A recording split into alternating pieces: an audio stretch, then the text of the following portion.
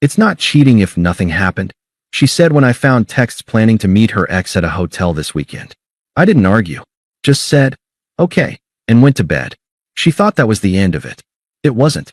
I moved out while she was at work the next day. She came home to an empty apartment and a note. Now something happened. I left. Hey viewers, before we move on to the video, please make sure to subscribe to the channel and hit the like button if you want to see more stories like this. Thanks.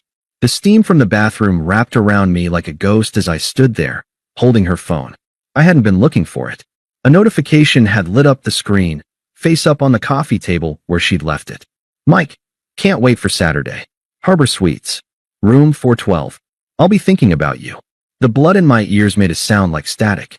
My thumb, moving of its own accord, tapped the screen. No password. She never bothered around me. The thread was a roadmap to a weekend I wasn't invited to. A week of planning. Talk of what she'd wear. What he missed. Her messages were eager, punctuated with laughing emojis and winking faces. My eyes scanned dates, times. This Saturday, 2 days from now. The bathroom door clicked open. Sarah emerged, wrapped in a towel, her skin pink from the heat. She was smiling, reaching for her moisturizer. You'll never guess what Stacy said at work today, she began, then stopped. She saw my face. She saw her phone in my hand. The smile didn't fade so much as shatter and reform into something defensive and sharp. What are you doing? My voice came out flat, a neutral tone I didn't recognize. Who's Mike? A micro-flinch. Then, a performative sigh. Ugh, Mike from college? I told you about him. What? And why are you planning to meet him at the Harbor Suites this Saturday? Room 412. The color drained from her face, then rushed back in 2 red spots on her cheeks. She snatched the phone from my hand, not to look, but to clutch it to her chest. You went through my phone? It lit up. I saw it. That is a massive violation of trust, she spat, her eyes wide with manufactured outrage. I can't believe you'd snoop. I wasn't snooping, I said, the calm in my voice unnerving even me. It was right there. The message was right there. So is the rest of the conversation. She waved a hand, as if swatting a fly. It's just talk. He's going through a divorce. It's messy. He's lonely. I was just going to be there for him as a friend. I looked at her, the woman I'd shared a bed with for 4 years. I knew every curve of her smile, the cadence of her laugh. Now, I watched a stranger perform a bad play. It says, and I quote, I haven't been able to stop thinking about that weekend in Miami. You replied, me either. This time, let's not leave the room. I recited the words like reading a grocery list. That's you being there for him. Her lips pressed into a thin line. She crossed her arms, the towel gaping slightly. She didn't bother to fix it. You're taking everything so literally. It's just flirty banter. It doesn't mean anything. It means you made a plan to meet an ex-boyfriend at a hotel. It means you hid it. I didn't hide it, she insisted, her voice rising. It just never came up. And for the last time, it's not like I did anything. Nothing happened. There it was. The cornerstone of her defense, laid out with such absolute, breathtaking arrogance that I actually felt the anger leave my body. It evaporated, leaving behind a crystalline, silent clarity. It's not cheating if nothing happened, she said, firm, nodding as if this was an immutable law of the universe. It's just words. You're really going to blow up our entire relationship over some hypothetical text messages? Over nothing. I looked at her, the defiant set of her jaw, the eyes waiting for me to crumble, to agree that I was being unreasonable, emotional, literal. For 4 years, I'd loved her.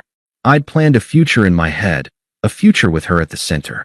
I'd forgiven bad moods, supported her career shifts, been her rock when her father was sick.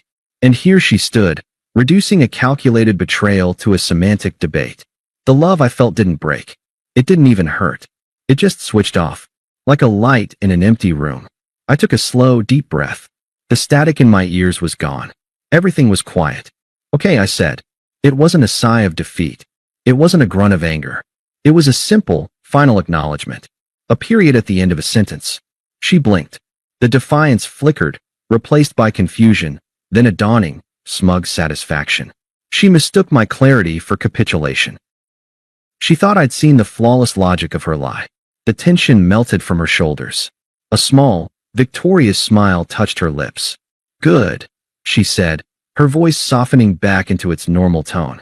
She turned and walked toward the bedroom, tossing a comment over her shoulder as if we'd just decided what to watch on TV.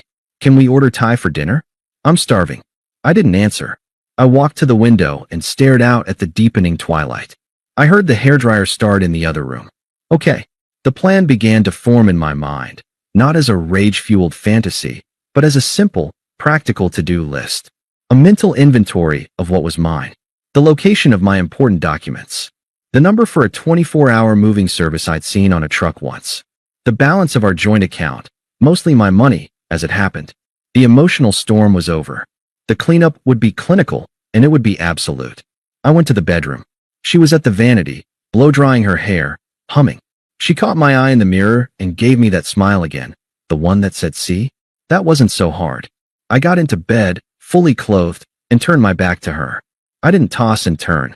I lay perfectly still, eyes open in the dark, mapping my exit strategy with a calm, surgical precision. The last thread of us had been cut. Now, I just had to walk away from the tapestry before she realized it was already unraveling in her hands. The alarm went off at 6:30 a.m. Sarah stirred beside me, grumbling, and hit snooze. I lay there, counting her breaths until they evened back into sleep. Then, with the precision of a surgeon, I began. I did not look at her. I slid out of bed, dressed in yesterday's jeans and a hoodie, and walked into the living room.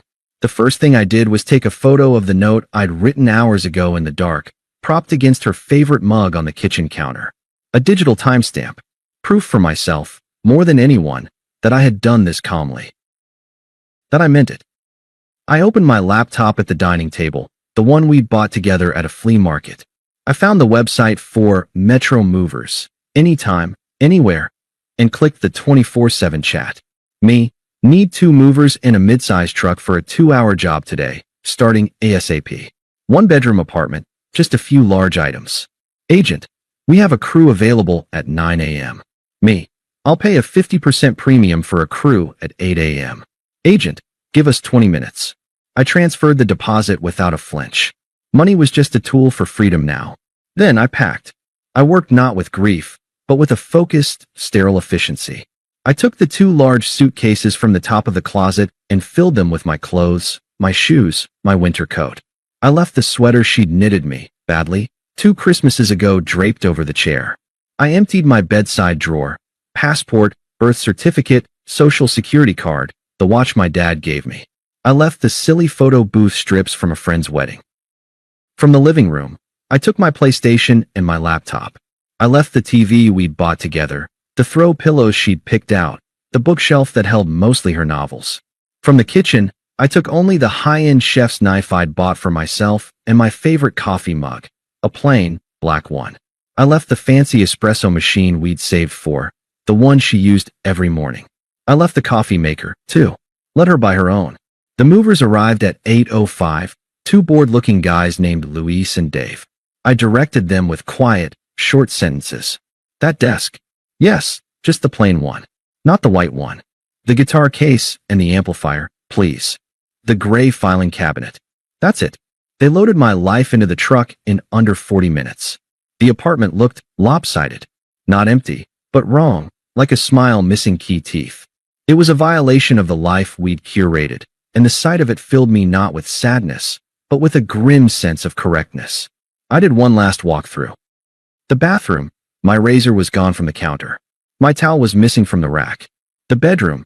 My side of the closet was a hollow cavern. My suitcase, the one I used for work trips, was gone from under the bed. I stood in the doorway of the room where she still slept, her hair fanned out on my pillow. I felt nothing. No last pang of love, no fury. She was just a person in a bed, in a room that was no longer my home. I closed the front door softly at 8:52 a.m. I did not listen for the click. I walked downstairs, handed Luis a cash tip, and gave him the address for a storage unit across town I'd rented online an hour prior. Then, I got into my own car. I drove to a bland, mid-tier extended stay hotel on the other side of the city. I paid for a week in cash. The room smelled of artificial citrus and stale air. I set my suitcase down on the floral bedspread. Silence. It wasn't the silence of loneliness. It was the profound, absolute silence of a decision executed. The white noise of her presence, her moods, her expectations, the low-grade anxiety of the last 24 hours. It was all gone. For the first time in years, the only thing in my head was my own thoughts. I powered on my phone. A barrage of notifications flooded the screen, a digital tsunami breaking against my newfound calm. 3 missed calls, Sarah. 1 new voicemail. Text messages, Sarah, 9:17 a.m., you didn't wake me up? Where are you? Sarah, 9:45 a.m., are you at work already? Call me when you get this. I could picture it. Her waking up, late, scrambling for work. The first flicker of unease when she saw my side of the closet. I put the phone face down on the nightstand. I took a shower in the small, plastic stall. The water pressure was terrible. It felt amazing. When I got out, the phone was lit up again. Sarah, 10:31 a.m., my TV is gone. What the hell? Sarah, 10:33 a.m., you took the coffee maker? Are you serious right now? Sarah, 10:45 a.m., I'm calling your work. Sarah, 10:52 a.m., they said you called in sick. What is going on? This isn't funny. I ordered a mediocre club sandwich from room service and ate it at the small desk, watching the traffic on the highway below. The phone buzzed intermittently on the bed, a trapped insect. 1 new voicemail. I finished my sandwich, wiped my hands, and finally picked up the phone. I pressed play and put it on speaker, leaning back in the cheap chair. Her voice was high, tight with a panic that was just beginning to curdle into anger. What the hell? Where are you? Are you serious right now? You just move my things. You just take stuff in the night? This is insane. We need to talk like adults. Call me the second you get this. A beep. The message ended. I looked at the time. 11:30 a.m. She'd be on her lunch break, sitting in the apartment that was now just her apartment, surrounded by the ghost of my absence, staring at the note. Now something happened. I left. I imagined her reading it. I imagined her brain, so adept at twisting logic, trying to contort this. He's overreacting. He's trying to teach me a lesson. He'll be back.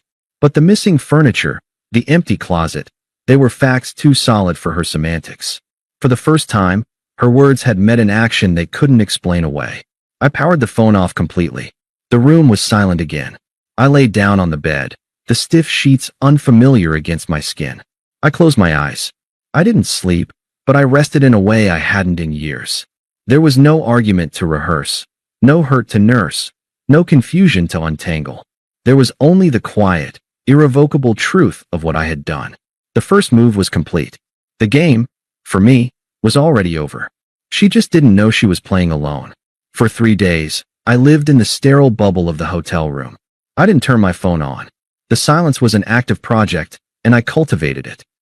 I got a temporary membership at a gym 2 blocks away and went every morning, pushing my body until it was too tired to feel anything but its own exertion. I bought a new coffee maker, a simple one, and drank from my black mug at the small desk, looking at apartment listings online. I was a ghost building a new skeleton, and the process was peaceful. On the 4th morning, I powered on my phone. It chimed for a full minute, a symphony of delayed misery. 17 missed calls, 8 new voicemails, countless texts.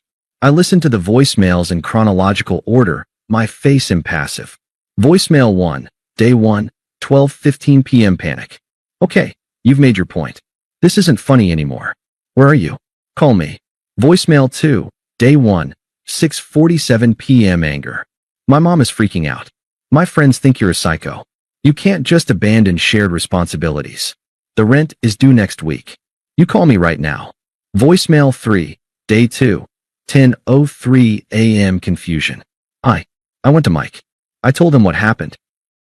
He said it was too much drama. He hasn't texted me back. Is this what you wanted? Voicemail 4, day 2, 11:30 p.m. tears. Raw, messy crying. Please, just come home. I'm sorry. I'm so sorry. It was a mistake. I didn't go. Doesn't that count for anything? I deleted them all. Then I scanned the texts. They told the same story in reverse. Anger crumbling into bargaining. The final text, sent last night, was a single line. We need to talk. Please. I had just finished my coffee when the phone rang in my hand. Sarah. I let it ring 3 times, then answered. I said nothing. Hello? Are you there? Her voice was raspy, thin. I'm here. A sharp intake of breath. Oh, thank God. Listen, You need to come home. We can fix this. There's nothing to fix, I said, my voice even. I've moved out. You'll need to cover the full rent or find a roommate. I've already spoken to the landlord. I'm off the lease as of the 1st of next month.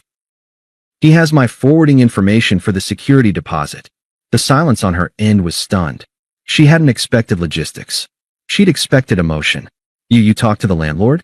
Already? Yes. So that's it. You're just going to throw away 4 years? Over nothing. There it was again. The cornerstone. I almost smiled. It wasn't nothing to me. But I didn't go, she wailed, the tears returning. I called the whole thing off. I chose you. Doesn't that matter? I looked out the window at the gray sky. Whether you went or not is irrelevant, Sarah. You wanted to. You planned to. You defended wanting to. My leaving isn't a punishment. It's just a consequence. It's not a negotiation. You're being so cold, she accused, a new note of hysteria creeping in. This isn't you. Who does this? It's me now, I said simply. Goodbye. I hung up. I blocked her number. The silence returned, sweeter than before. The karma, as I predicted, announced itself through other channels. Her friend Lisa texted me from a number I didn't recognize. Lisa, hey, it's Lisa. Sarah is a wreck. She's not eating. She's going to lose the apartment. Whatever she did, is this really worth destroying her life over? Just talk to her. Be the bigger person. I stared at the message. Be the bigger person. A phrase used exclusively to ask the wrong party to eat more shit. I didn't respond. I blocked that number too. A week later, a voicemail from an unknown number bypassed the block. Her voice was shaky, hollow. He used me. Mike. He just wanted an ego boost. He's back with his wife. My friends, they're saying they told me so. My mom is so disappointed.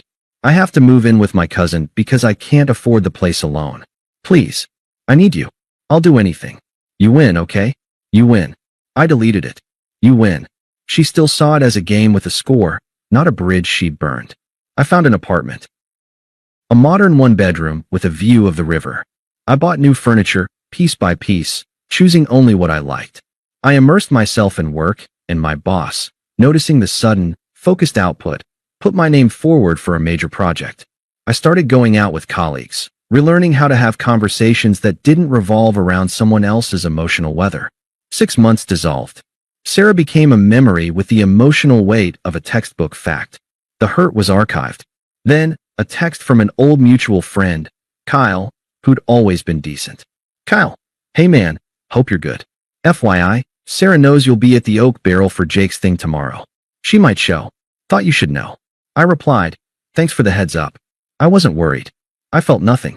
The Oak Barrel was bustling for a Thursday.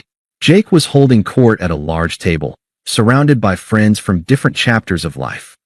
I was there, leaning against the bar, nursing a whiskey, laughing at something my coworker, Maya, had said. I felt easy in my skin. This was my life now. It was good. I saw her the moment she walked in. She looked effortful.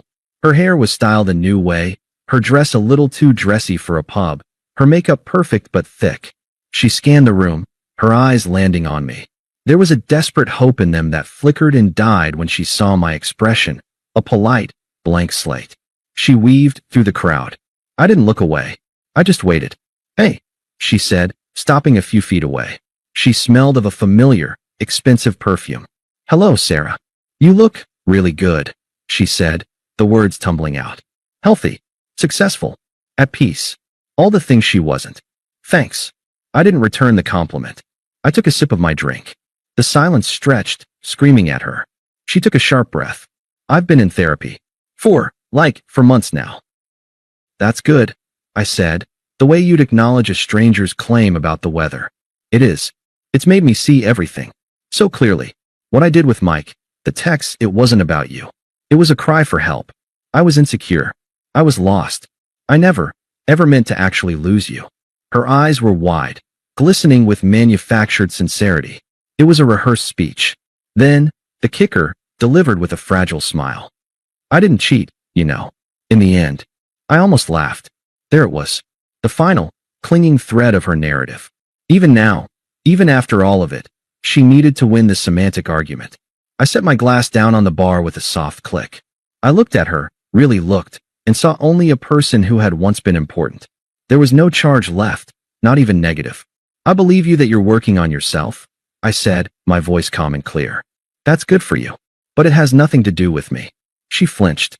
It has everything to do with you. You're why I held up a hand, gentle but firm. Stop. The word wasn't harsh, but it was absolute. You were right about one thing that night. Words matter. Your words showed me exactly who you were and what you thought of our relationship. My action, leaving, was just me believing you. She opened her mouth, but no sound came out. The script was failing. You didn't lose me, Sarah. I continued, my tone that of a man stating simple facts. I left. And in leaving, I found a life where I don't have to monitor hotel reservations or debate the definition of respect. I found peace. I saw it then, the true, dawning horror in her eyes. It wasn't about my anger or my pain, which she could have worked with. It was about my indifference, my complete and total emotional vacancy where she once lived. She was a ghost to me. I picked up my drink again, nodding toward my friends. This chapter is closed. I've moved on. I sincerely hope you do too, but that's your journey, not mine. I met her gaze one last time, offering a final, quiet truth that was more devastating than any insult. Goodbye, Sarah. I turned and walked back to the table. Maya nudged me. Everything okay? Who was that? I slid into my seat, the warmth and laughter of my friends wrapping around me. I took a sip of whiskey, the smooth burn a pleasant anchor in the present moment. I glanced back once. She was still standing where I'd left her, a statue of irrelevance in the middle of the happy crowd. I turned to Maya and smiled, a real, easy one. No one, I said. Just someone I used to know. And for the first time since reading that text in a steam-filled living room, I knew it was the absolute, unshakable truth. Thanks for watching. Make sure to subscribe to the channel and hit the like button. What do you think about this story? Share it in the comments.